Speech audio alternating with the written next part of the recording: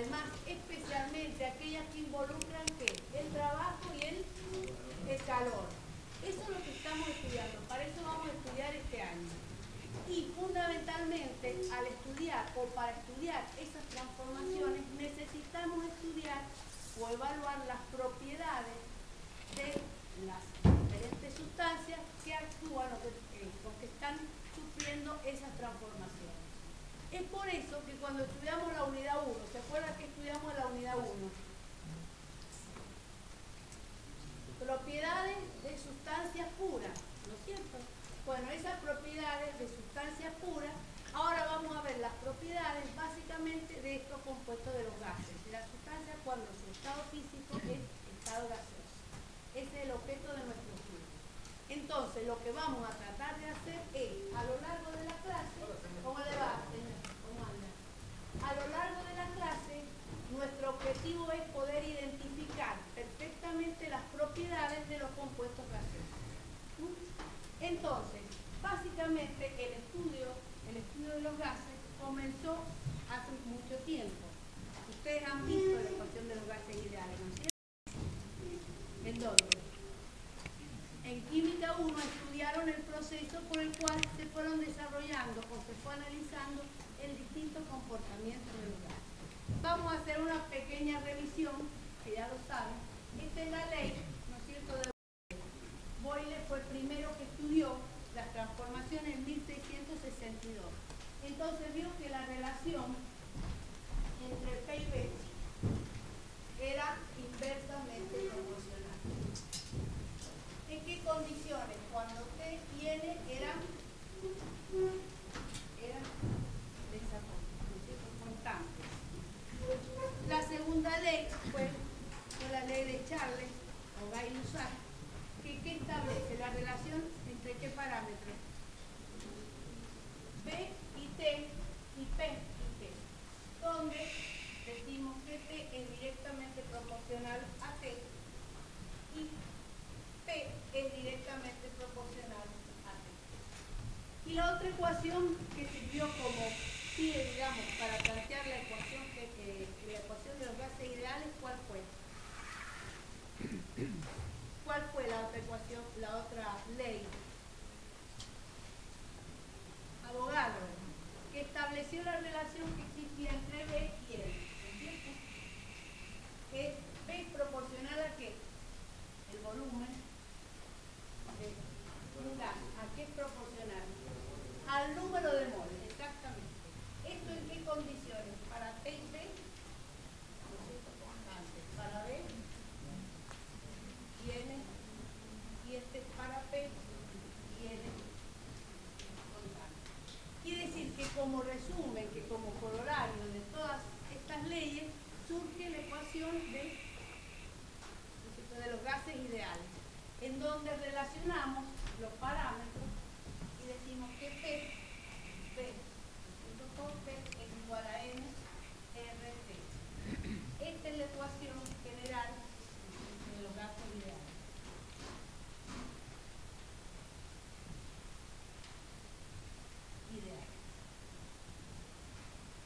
¿Estos gases ideales existen? No existen. Es una hipótesis, es decir, es una hipótesis que se planteó para estudiar en forma más simple el comportamiento de los gases. Es decir, que los gases ideales no existen. ¿Cuáles son las principales características de estos gases ideales? ¿Se acuerdan? ¿Qué pasaba con las partículas? No tienen atracción. ¿Qué más? Eran puntos, ¿no es cierto? No tenían tampoco volumen. ¿Y qué otra característica más tiene la ecuación de los gases ideales? Los gases ideales. Que no existían fuerzas de atracción entre esas partículas. Es por eso que este gas no existe. Si nosotros vemos el comportamiento de los gases reales, cuando P por B para P tendiendo a 0, ajustan al valor de la constante R. Es decir, que en condiciones de presión sumamente baja, el comportamiento de los gases reales se aproxima al comportamiento de los gases ideales. Esto es la experiencia. Quiere decir que P en este caso, este punto está extrapolado de las curvas, de las experiencias, ¿no es cierto? Porque presión, ¿no es cierto? Cero no podemos nosotros tener. Entonces una extrapolación y se llega extrapolando a ese valor de F. Bien, entonces, un breve repaso de la ecuación de los gases ideales. Ahora, a nosotros nos interesa conocer o evaluar esos parámetros para nuestros gases reales, ¿no es cierto? Para las transformaciones energéticas. Entonces, vamos a ver si existe alguna manera de evaluar cuánto se alejan esos gases reales del comportamiento ideal. Entonces, para evaluar cuánto se alejan o no los gases reales de los gases ideales, vamos a plantear un cierto factor, que le vamos a llamar el factor de compresibilidad, que lo vamos a designar con la letra Z.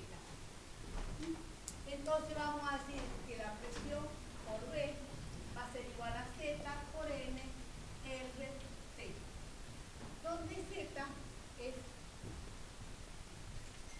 el factor de compresibilidad.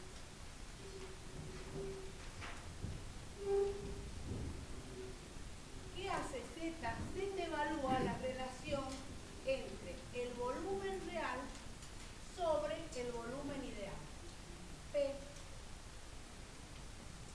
N RT sobre P. Fíjense, si despejamos de la ecuación, vamos a tener que Z va a ser igual al volumen sobre N RT.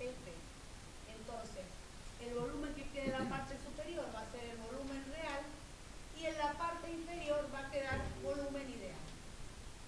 Quiere decir que lo que hace el factor de compresibilidad es medir cuánto se acerca o se aproxima nuestro gas real al gas ideal. ¿Está bien? ¿Qué valores podrá entonces tomar Z? Fíjense, si nuestro gas es ideal, el valor de Z es 1, exactamente.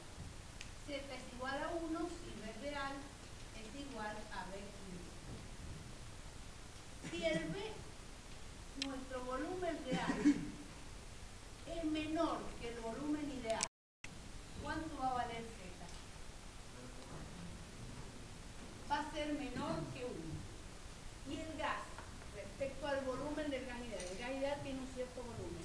Si el volumen es menor, va a ser, ¿cómo va a ser la compresibilidad de ese gas? Si el volumen es menor para las mismas condiciones, más compresible. Entonces, para volumen real menor que el volumen ideal, Z menor que 1, el gas real es más compresible que el gas ideal.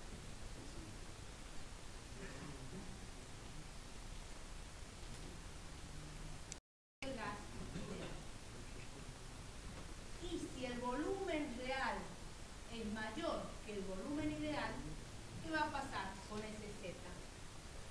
Va a ser mayor que 1 y nuestro gas real va a ser menos compresible que el gas ideal. Entonces hemos visto este factor. Con los conocimientos que tienen ustedes ahora, ¿podrían evaluar Z para un gas?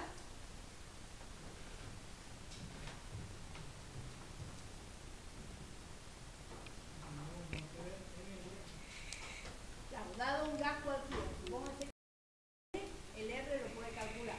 Tiene presión y temperatura. ¿Podría usted calcular el Z?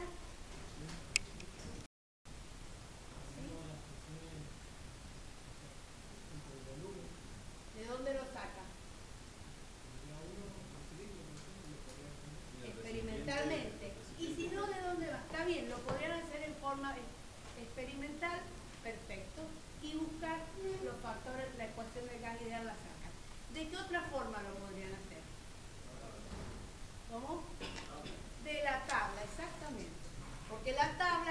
hacia nosotros esos valores reales. Quiere decir que ahora nosotros con ese elemento Z podríamos decir, bueno, este gas se acerca al comportamiento a un gas ideal o no se acerca al gas ideal. Fíjense con qué cosa. Bueno, entonces acá tenemos la hipótesis del gas ideal, partículas puntuales, choques moleculares, no se tienen en cuenta las interacciones de atracción y de función. ¿El gas real qué ocurre? ¿Qué ocurre en nuestro gas real? ¿Las partículas realmente son puntuales? No. ¿Qué tienen las partículas? Volumen y diferente. De acuerdo a cada partícula tiene volumen diferente. Los choques moleculares son perfectamente elásticos. No. ¿Y qué otra característica tienen? Tienen acciones de interacción. Quiere decir que nuestro comportamiento de gas real dista del gas ideal. Bueno, acá tenemos la ecuación de los gases ideales planteada de diferentes formas. Pero en este caso es lo mismo. Lo que tenemos que tener en cuenta cuando planteamos la ecuación de los gases ideales es que P y T son en unidades absolutas. T en unidades absolutas. Acuérdense, siempre es así. Bueno, después son diferentes unidades que ya lo vamos a ver más en la práctica. Acá tenemos la gráfica de los gases ideales, donde tenemos la relación de T, una hipérbola equilátera, la relación directa de T y la relación directa de P y T. Bueno, vemos en esta gráfica donde tenemos ordenada el factor de compresibilidad Z y en abscisa la presión. Fíjense que nosotros tenemos en este caso dos compuestos gaseosos, el nitrógeno y el dióxido de carbono. Fíjense de qué manera se alejan de la idealidad estos dos gases. El nitrógeno prácticamente presenta una disminución y asciende en la parte de altas presiones. Y el dióxido de carbono ocurre lo mismo, pero es una diferencia bastante más pronunciada. Vamos a tratar después de explicar por qué ocurre esto. Bien, entonces lo que nosotros queremos estudiar o analizar son las distintas propiedades de estos compuestos gaseosos en el equilibrio. Es decir, queremos plantear o encontrar esos puntos para analizar las transformaciones de energía. Ese es nuestro objetivo. Ahora, hemos visto que se encuentran esos valores de equilibrio en las tablas. Esos son los datos de las experiencias realizadas. Pero no existen sobre todos los compuestos esos datos, que serían los óptimos para trabajar. Entonces, para poder trabajar con aquellos datos o con aquellos compuestos donde no se ha realizado ese estudio, tenemos que recurrir a las ecuaciones de estado. Las ecuaciones de estado lo que pretenden es encontrar la relación entre las distintas variables P, P y T en el equilibrio. Eso es el objetivo del planteo de las ecuaciones. Eso nos va a permitir encontrar o trabajar o estudiar las distintas transformaciones a nosotros como ingenieros. Entonces vamos a analizar las distintas ecuaciones que hay. Hemos dicho entonces que las ecuaciones son relaciones, es decir, cuando planteo una ecuación, ustedes lo saben, esto es una ecuación, es una relación entre las distintas variables. Las ecuaciones, básicamente, pueden ser de dos tipos.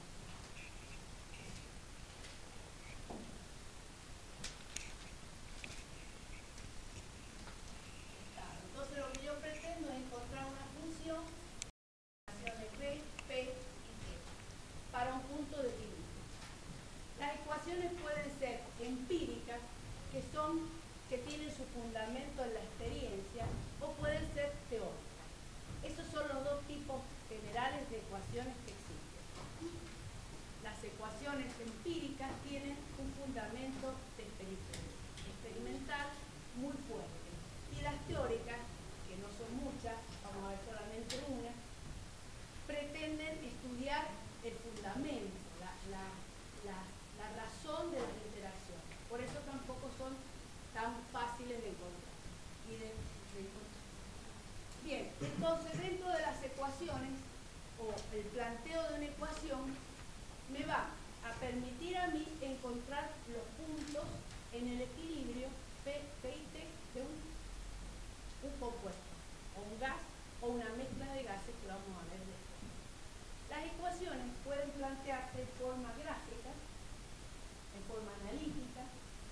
En forma gráfica es una función y yo puedo encontrar los diferentes parámetros. ¿Qué pasa? En forma gráfica es más rápido, pero puede tener es más factible que uno se equivoque. En forma analítica se plantea la ecuación y encontramos directamente P, B y T. Entonces vamos a ver las diferentes ecuaciones que podemos o que vamos a ver. Hay muchísimas ecuaciones. Entonces vamos a analizar solamente 6 y vamos a estudiar más que todo la ecuación de Van der Waals y el factor de compresibilidad. Vamos a estudiar esta ecuación básicamente de Van der Waals porque fue la primera ecuación que se generó, porque es una ecuación muy simple, porque es una ecuación que tiene un fundamento teórico y porque dio pie a muchos estudios después. Todas las demás ecuaciones las arreglan, mejoran el acercamiento a la realidad. Entonces las vamos a ver, pero básicamente vamos a estudiar esta ecuación, ¿no es cierto?, de Van der Waals. La ecuación, entonces, de Van der Waals, fíjense que es muy simple. P más K sobre B cuadrado por B menos B es igual a RT. Entonces, en esta ecuación, mediante dos funciones, dos coeficientes, se corrigen dos de los principales defectos que tiene la hipótesis de los gases ideales. ¿Cuáles son? Este término A, ¿no es cierto?, sobre B cuadrado, corrige las atracciones moleculares. Y el factor B, que se llama covolumen, corrige la existencia de volumen propio de las partículas, que en el caso del gas ideal lo habíamos dejado de lado porque la considerábamos puntual. Entonces, fíjense, en el término A sobre B cuadrado se corrige la presión. ¿Y qué es lo que ocurre? Si yo tengo un recipiente donde tengo esta partícula, la vamos a hacer grande, una partícula en el centro, rodeada de otras partículas. Hemos dicho que existen fuerzas de atracción entre las diferentes moléculas. Yo tengo otra partícula acá, fíjense, las dos son atraídas y la fuerza que resulta entre estas dos, ¿cómo será? Si las dos son atraídas, la fuerza neta entre las dos partículas, ¿cómo va a ser? Cero. Es decir, que todas estas partículas que se encuentran adentro del recipiente, en el interior, están equilibradas las fuerzas de atracción. No tienen problema. Pero ¿qué pasa con las que están en los límites del sistema? Las fuerzas de atracción, ¿qué tienden a hacer? Llevarlas hacia arriba. Exactamente. Todas las partículas tienden a ir hacia arriba. Por lo tanto, la presión de ese gas sobre las paredes del recipiente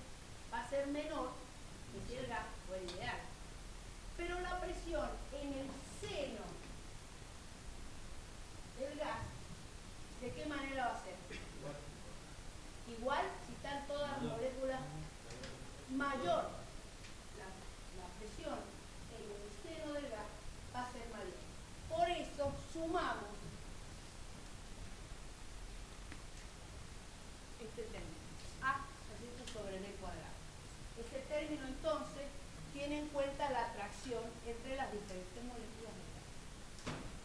Y el término B corrige el considerar que prácticamente esas partículas eran puntos.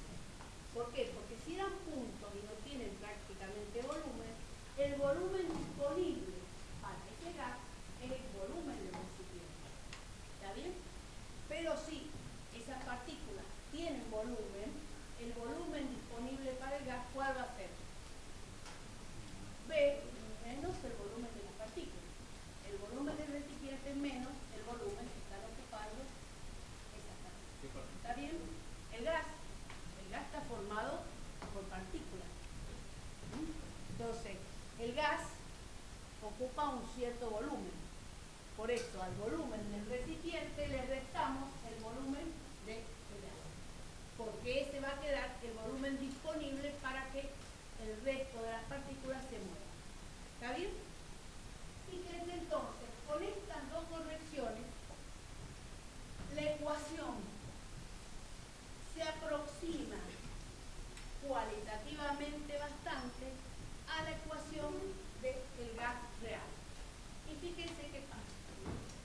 Si la presión es muy baja, vamos a ver el caso, vamos a analizarlo. Si la presión es baja, muy baja, ¿qué pasa con B? El volumen, la presión es baja, es grande. Entonces, tenemos libertad de las moléculas. Podríamos decir que ese B lo podríamos despreciar. Vamos a analizar esos casos extremos para ver la eficacia de la ecuación. Si la presión es sumamente baja, el volumen es grande. Hay digamos, pocas moléculas y el volumen que queda para todas es grande. Si la presión aumenta, ¿qué pasa con el volumen? Disminuye. Eso es por la ecuación que hemos visto de Boyle, digamos, si quieren. Bueno, entonces fíjense lo que pasa en la ecuación. P más A sobre B cuadrado, lo multiplico por B, va a ser igual a RT. Vamos a trabajar un poquito con esto. P, ¿no es cierto?, por B va a ser igual a RT menos A sobre B cuadrado. ¿No queda esta ecuación? Fíjense, si yo divido todo por T,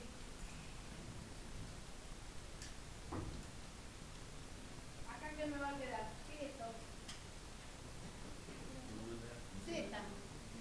Volumen real sobre volumen real, el factor de compresibilidad. El factor de compresibilidad va a ser igual a 1 más un cierto número. Quiere decir que la ecuación a bajas presiones nos indica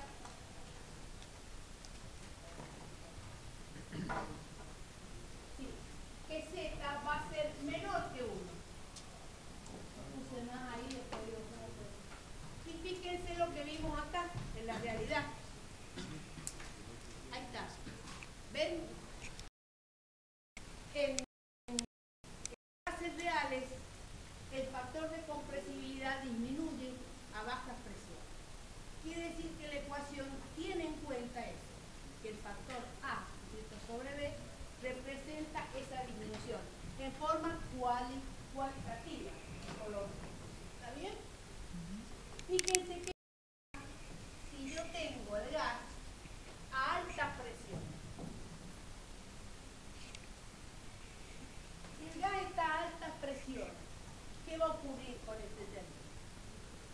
Podría despreciarse respecto a P. Entonces la ecuación nos va a quedar P